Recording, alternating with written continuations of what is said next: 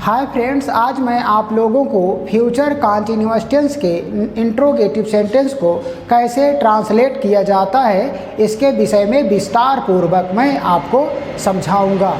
पहले मैं बताऊंगा कि फ्यूचर कंटीन्यूअस टेंस के सेंटेंस को कैसे पहचानेंगे। उसके बाद फ्यूचर कंटीन्यूअस टेंस का फार्मूला के विषय में जानकारी दूंगा। उसके बाद एक एक सेंटेंस को कैसे ट्रांसलेट किया जाता है आपको बहुत ही अच्छे तरीके से मैं समझाऊंगा। आप लोग यह वीडियो कृपया पूरा देखिएगा। तो पहले चलते हैं। देखो, फ्यूचर मीन्स भविष्य, कंटीन्यूअस मीन्स लगातार, टेंस मीन्स काल यानी कि समय। और इसे पहचानेंगे कैसे, यानी कि जिस वाक्य के अंत में रहा होगा, रही होगी, रहे होंगे आदि शब्द आए वह फ्यूचर कंटीन्यूअस टेंस का सेंटेंस होता है। और मैं शॉर्टकट तरीके में लिख दिया हूँ, रहा होगा, रही होगी, रहे होंगे। और इसका फार्मूला है will be, shall be plus first form of the verb plus ING. अब इसे मैं आप लोगों को बता देता हूँ। इसका मतलब जैसे विल बी और शैल बी, यानी कि आई और वी के साथ अगर कर्ता आई है या वी है तो उसके साथ किसका प्रयोग होगा, शैल बी का प्रयोग होगा। इसके अलावा और कोई अदर कोई सब्जेक्ट है तो विल बी का प्रयोग होगा। Plus first form of the verb, इसका मतलब हुआ कि क्रिया का पहला रूप। एक बार फिर से देख लो, first form of the verb, क्रिया का पहला रूप और प्लस आईएनजी है, यानी कि क्रिया में आईएनजी लग जाएगी। तो पहला वाक्य क्या है देख लेते हैं। पहला वाक्य है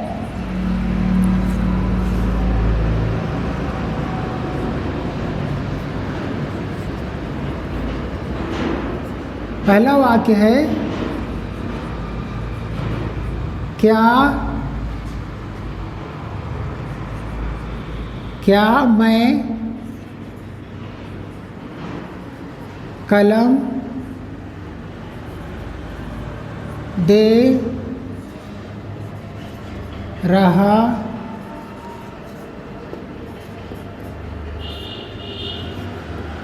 क्या मैं कलम दे रहा हूँगा। अब देखो, क्या मैं कलम दे रहा हूँगा। अब इस जो ये वर्ड है इसे पर ध्यान नहीं देना है, इस पर ध्यान नहीं देना है। अब इस पर ध्यान दो, मैं कलम दे रहा हूँगा। तो ये सिंपल बन गया। तो इसका आप लोग ट्रांसलेट कर सकते हैं। मैं की अंग्रेजी लिखो आई, मैं की अंग्रेजी आई, और आई के साथ मैं बताया हूँ कि किसका प्रयोग करेंगे, शैल बी का। तो आई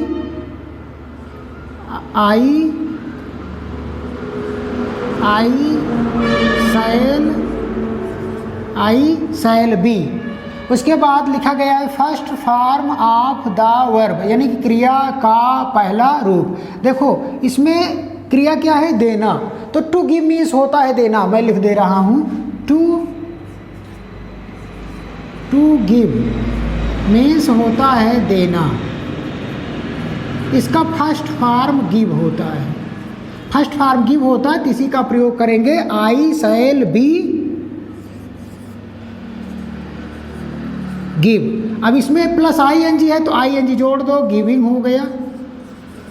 आई शैल बी गिविंग। क्या दे रहे हैं, कलम है तो पेन लिख दो, पेन हो गया, पेन। अब देखो वाक्य शुरू में क्या है, वाक्य शुरू में क्या है। तो अगर वाक्य शुरू में क्या है जिसकी अंग्रेजी लिखी नहीं जाती है, जो आपकी हेल्पिंग वर्ब है, सहायक क्रिया है, यही शैल को पहले लिख देते हैं। तो यहाँ से आप इसे मिटा दो और शैल यहाँ लिख दो। तो आपका सेंटेंस बन गया शैल आई बी गिविंग पेन। ये आपका सेंटेंस कंप्लीट हो गया। देखो, दूसरा वाक्य क्या है,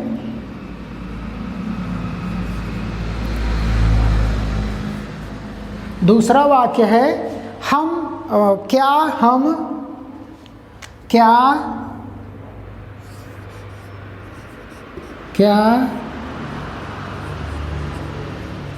हम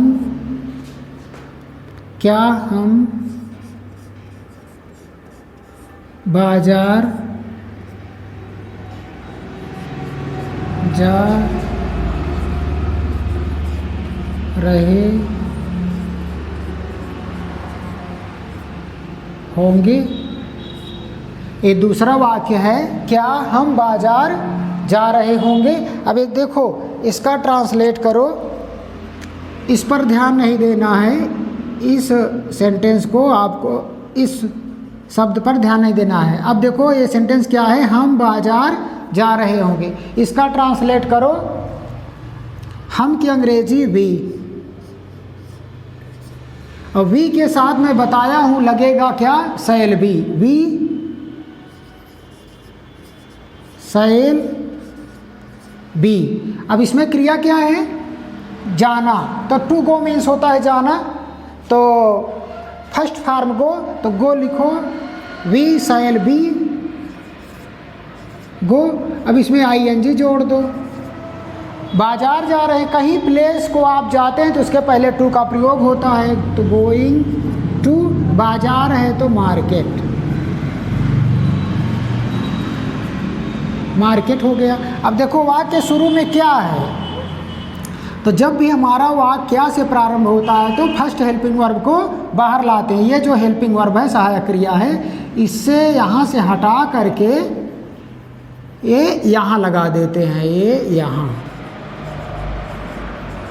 अब आपका सेंटेंस बन गया, shall we be going to market. ये आपका दूसरा सेंटेंस भी कंप्लीट हो गया। तीसरा सेंटेंस देखो, तीसरा सेंटेंस क्या है,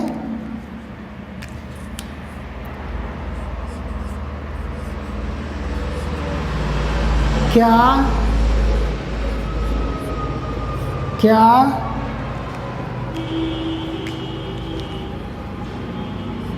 क्या मीना, क्या मीना खाना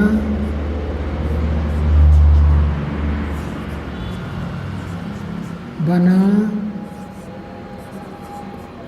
रही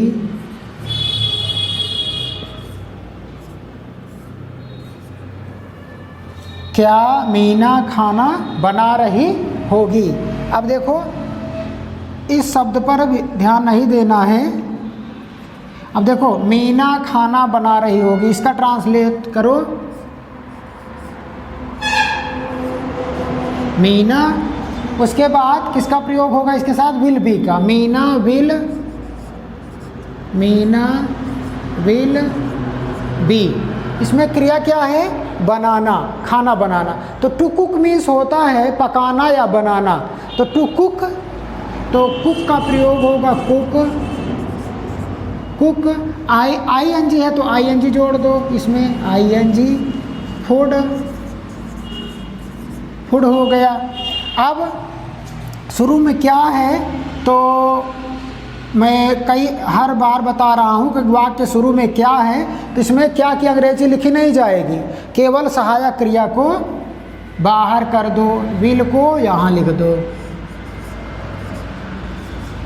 विल, ये हो गया, will Meena be cooking food. आपका ये सेंटेंस कंप्लीट हो गया। अगला सेंटेंस देखते हैं, अगला सेंटेंस आपका क्या है, अगला सेंटेंस है यानी कि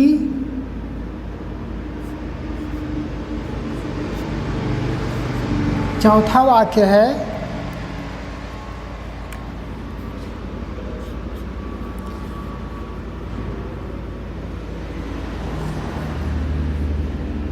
क्या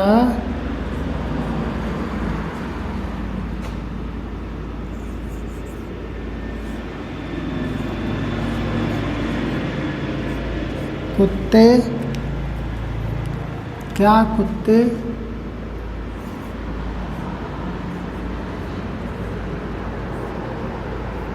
रात में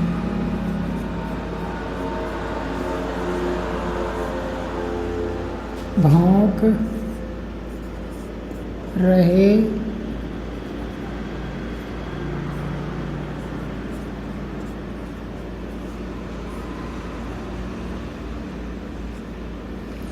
क्या कुत्ते रात में भौंक रहे होंगे। अब देखो ये शब्द को इसे ध्यान नहीं देना है। अब कुत्ते रात में भौंक रहे होंगे, देखो कुत्ते रात में भौंक रहे होंगे, तो लिखो द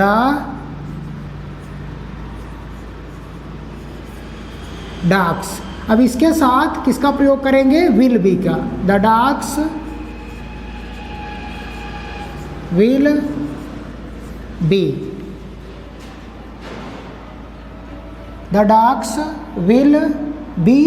अब देखो first form of the verb है, तो इसमें क्रिया क्या है, भौंकना, बार्क। बार्क मीन्स क्या होता है, भौंकना। तो यहाँ लिखो बार्क, ING जोड़ दो, बार्किंग। में है तो इन द नाइट, NIGHT। अब देखो शुरू में क्या है, शुरू में क्या है तो क्या की अंग्रेजी नहीं लिखी जाएगी, केवल सहायक क्रिया को आप बाहर कर दीजिए। ये जो विल है इसे हम पहले लिख देते हैं यहाँ। ये अब सेंटेंस आपका बन गया, will the dogs be barking in the night, question mark लगा दो। अब अगला सेंटेंस है, यानी कि पांचवा सेंटेंस है,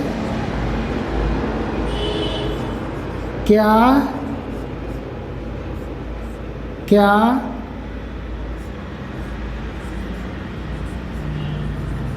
विनय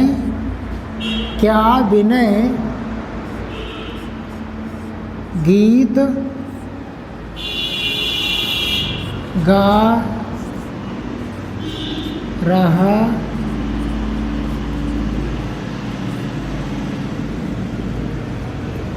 क्या विनय गीत गा रहा होगा।